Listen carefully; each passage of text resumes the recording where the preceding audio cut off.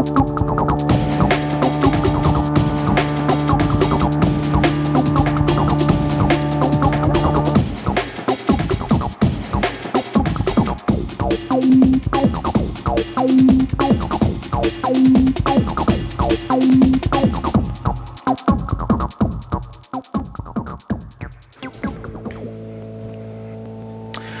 very warm welcome to you wherever you're tuned in from. It is 8:30 here in East Africa, and it's now time for Techfile, all things technology on KTN News. I'm Brian Jotatieno. Today we are discussing digital currency, and my guests are here with me in studio, Louis Kaptich and Lawrence Mberi. But first of all, I'm going to have to give you what has been trending in the tech world. First of all, Facebook, now known as Meta. Also, Facebook Messenger head Stan Schodnowski is leaving that company in 2022. His move has been motivated by the fact that Facebook is undergoing, a merger, sort of a convergence of the messaging platform. So he is also leading the integration of the social media's networks, messaging applications. He will leave the company, of course, in 2022, as I have mentioned. Stan joined Meta, formerly known as Facebook, over 7 years ago as product head for messaging. He was promoted to head of Messenger in 2018. Facebook has been trying to tie together messaging across its suite of apps and first enabled it between Instagram and Messenger last September.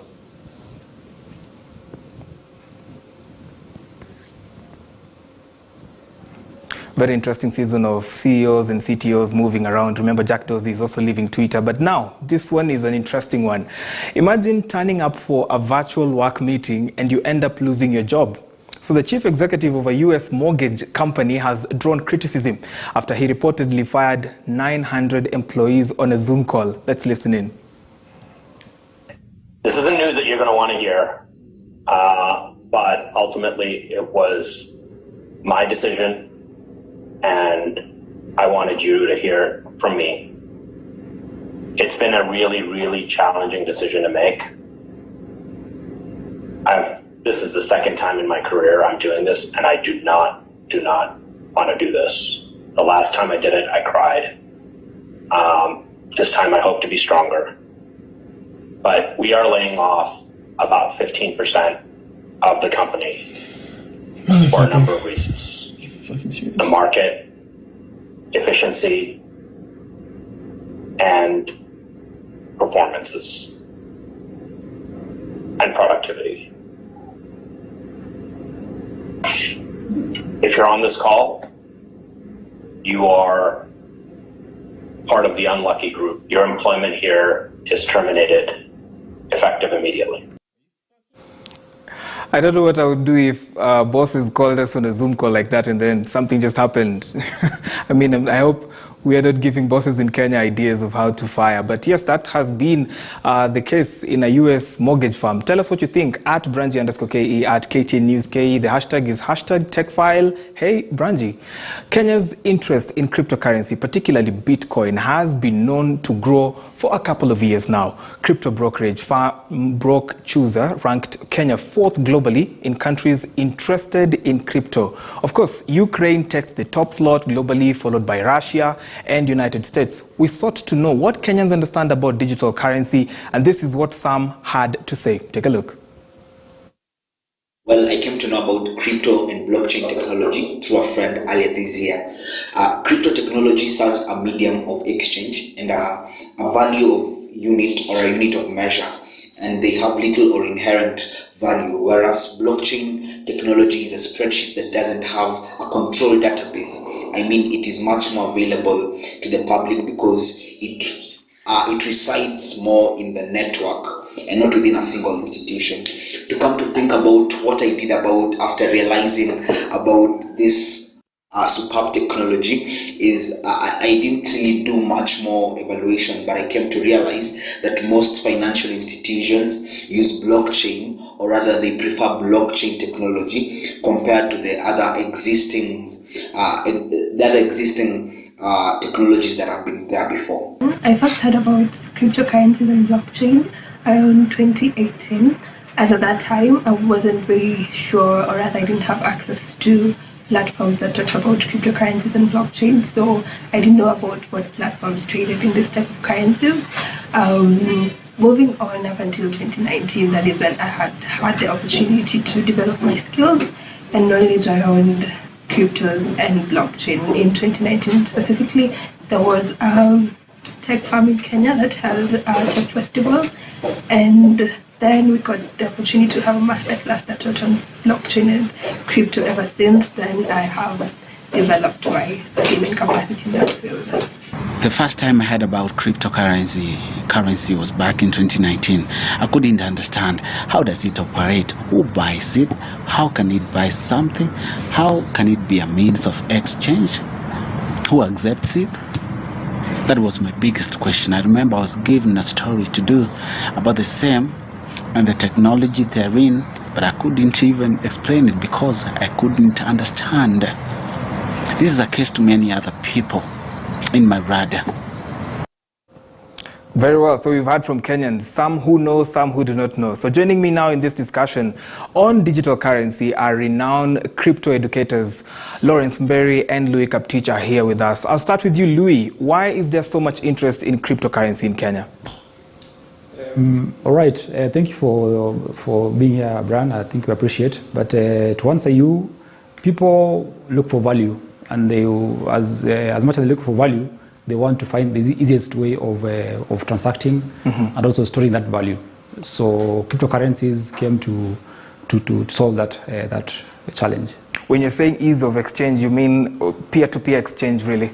Yeah, that is one of the ways peer-to-peer exchange, because you basically want to move with ease. They usually say if you are going to Mombasa, you don't want to take the shortest, safest route.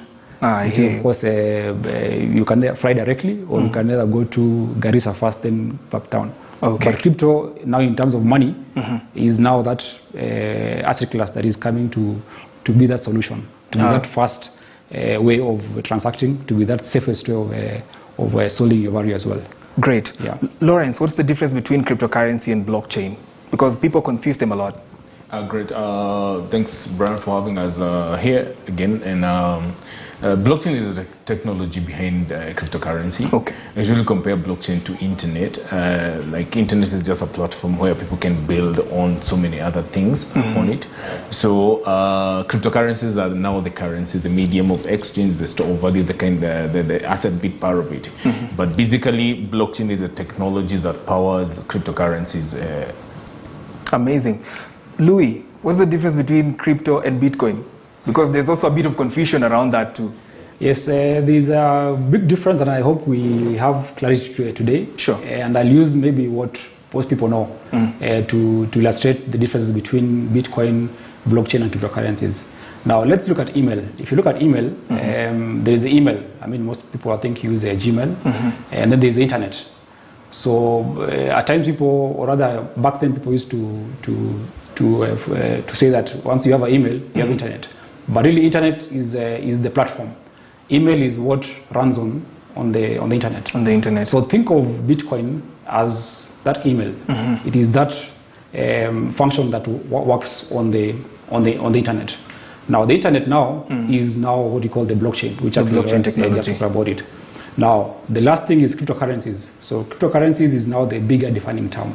Okay. Cryptocurrency is two words: crypto and currency. So crypto is the tech part. That's where now the blockchain part will be. And now the currency part is now where the what you call now a medium of exchange, a unit of account, or a store value, depending on how you look at it. So when you combine the two, you get now cryptocurrency. And the first cryptocurrency was what? Was Bitcoin. Exactly. Oh, okay, great. So how many are there right now? I think the last time I checked, there was about actually 15,000 cryptocurrencies. No way. Yeah, that was, I think, yesterday. I don't know how much today, but yeah, there are very many. Ah, great. So, Lawrence, who controls Bitcoin? Is there like a central bank for Bitcoin? What makes Bitcoin good or better is that it doesn't have a central place. It's a decentralized kind of a currency. People who control Bitcoin are people who own it. Okay. So the network is just decentralized. Nobody has absolute like a control. server, absolute control. And the way Satoshi Nakamoto, the founder of Bitcoin, set it is that it's very difficult for somebody to have what we call a 51% attack.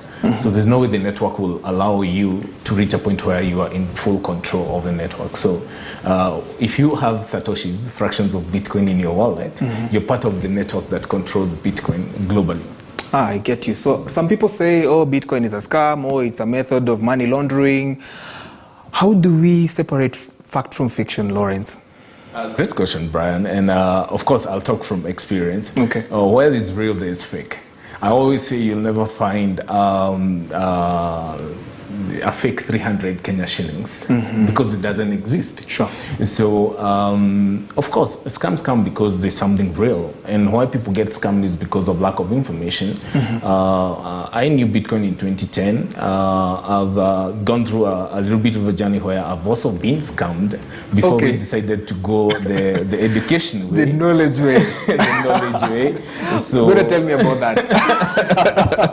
No. It's a painful experience because most of the time you go through your wallet and you're like, so I usually say yes, where there's real, there's fake. So scams do exist, but they take advantage. Why? Because people don't have the right information, and that's why most of the time for us we insist, can somebody understand what blockchain is, what cryptocurrency is, without following the hype of people telling you you're going to make a whole lot of money, you're going to become a millionaire the next day. Because that's another mistake we make. We want to make quick money, and that's where we go wrong sometimes. Yes, in fact I usually say it's microwave kind of returns. Okay. No, people want to become millionaire the next. But is it like that really? No. Bitcoin is not like that. It started it's 12 years old. Okay. And it's very volatile. So for people who've been holding crypto, they know it will take you a whole lot of time for you to get returns. Okay. So I usually say you cannot buy land today or gold and expect to make $1 million tomorrow. Oh, I hear you. It's a kind of an asset where you need patience. You need to hold it for long for you to get returns. Okay. All these hypes of you're going to become a millionaire the next day, they don't really work. Yes. I'm going to ask you a personal question. How many do you have? Okay, you don't have to answer that. Louis, is Bitcoin being used in Kenya? Yes, it's being used in Kenya and many other countries. Apparently, actually, I think there was a report yesterday that we happened to go through that puts Kenya actually as the #1 platform for peer-to-peer exchange, that is person-to-person. Okay. So meaning Kenyans are out there trading in cryptocurrencies, and not Bitcoin only, other cryptocurrencies. Other cryptocurrencies. So which are these others? There is Ethereum, there is Litecoin, there is Zcash, there is Cardano. There are so many. Everybody is trying to solve a certain gap in the society by using like you can say the blockchain, because the blockchain now is what is at the bottom of it. Okay, so it's the one that is powering the development of this other many cryptocurrencies. Yeah. Do we have one from Kenya, developed from Kenya? Not we are seeing a lot of developments already, but there is now no working like cryptocurrency. Okay. Of course, just to go by what Lauren just said, there have been very many fake cryptocurrencies that people lost a lot of money. Okay. People just come up and say we have this cryptocurrency that does ABCD. So put this amount of money, you're going to make then double or triple. Yeah, then somebody disappears with your money. Because remember, you have to buy a cryptocurrency with actual Kenya shillings and dollars. Because that's, I think maybe that's another topic we want to get into. Okay. How do you acquire cryptocurrencies? So you have to buy it. Okay. Or rather you have to get paid. I think the guy for Ethereum, I think Ethereum is the second biggest cryptocurrency. Okay. The founder is called Vitalik Buterin. He used to be paid in Bitcoin. He used to write articles. You can imagine being paid like 2 Bitcoins back then just to write a blog. Today, how much is it? So the same story today. If you ever, somebody offers you to pay in cryptocurrency, do so very fast. Now that's a question. What is the current market value of Bitcoin? I think today in dollars it was about $51,000 or $50,000 today. No way. As of today, yes. That's like almost 5M. Yeah, that's like over 5 million dollars. Yes, going with the current exchange rates for the shilling against the dollar. Yes. Amazing. You touched on something which I want to ask Lawrence, and I understand you want to do us a demo, but before that, how do I get hold of cryptocurrency and go to the shop and actually get to purchase a tablet or a car or something? Very good question, Brian. And I think I'll just like explain it using something we all know: mobile money transfer. When I'm transferring money from my phone to your phone, using mobile platform, we could do that literally. Yes, later after the show. Okay. Okay. So basically, you don't touch the money, you don't see the money. Sure. You just receive a code. And basically, what you need to really do is just to install a wallet. A wallet. Okay. This is how you do it. You can go on like Play Store or App Store.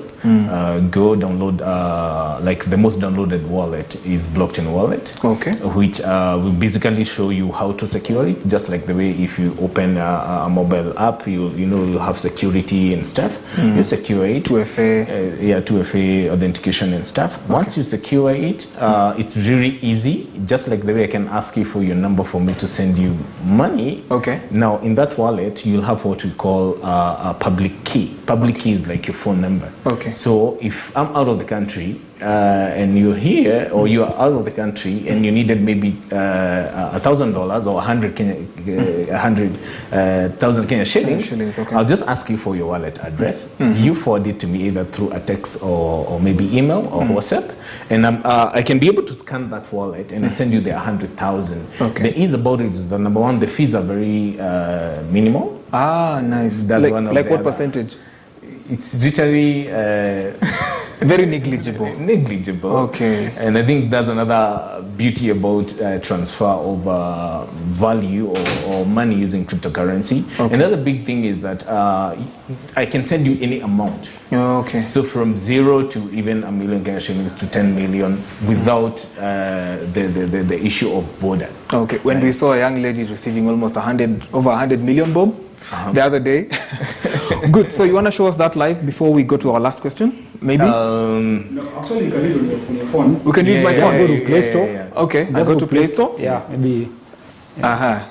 No, I think I already have. When I was preparing for the show, I think I already got the blockchain application. Yes.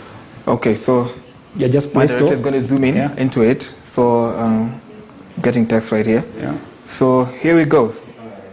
You ready? You ready? We can use that? Okay, cool.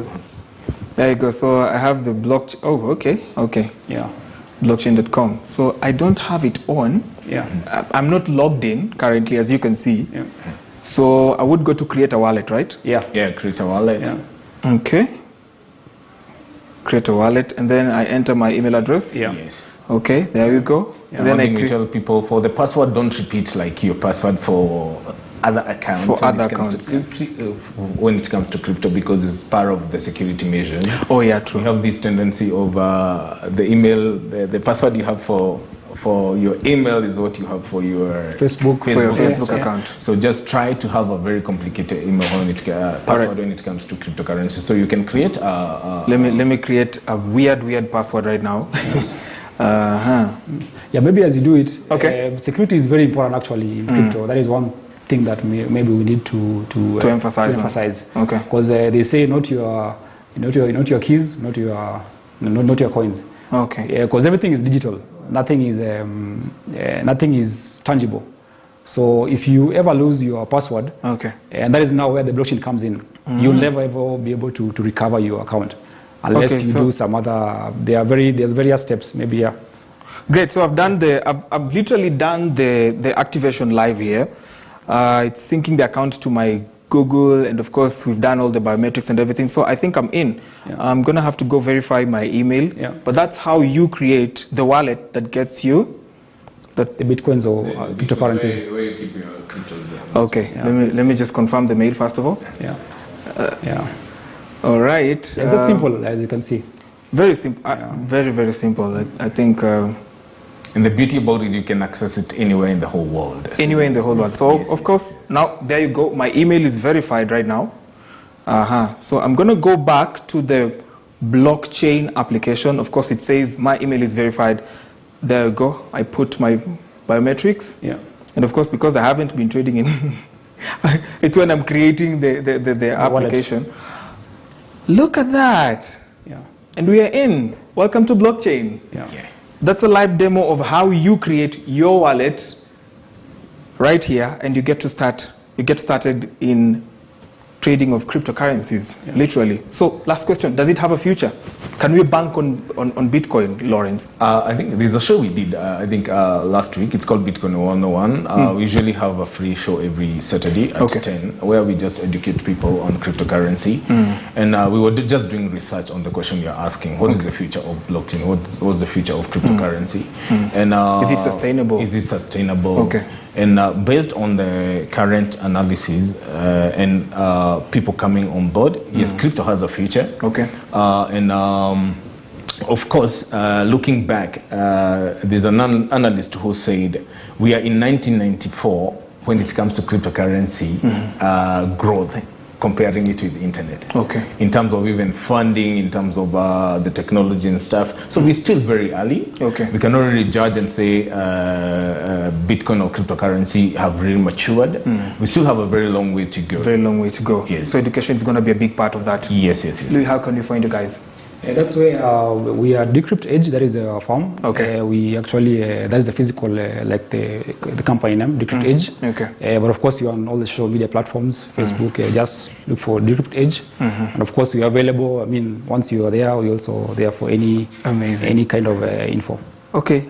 Now I could. There's an option of receive and deposit. I'm gonna receive from you guys later on, but that's why we end it right here. Thank you so much, Louis Kaptich and Lawrence Mberi. All these people are crypto enthusiasts. They have come to just show us, if you have been interested in cryptocurrency, then there you go. That's like a startup, a masterclass, a tutorial that can start you off on this trading. I'm Brian George Otieno. It's been a pleasure having you on Techfile tonight. Ken Mijungi is up next with News Hour. See you on the next one. Next week we'll be talking about securing your online shopping during this festive season. Good night.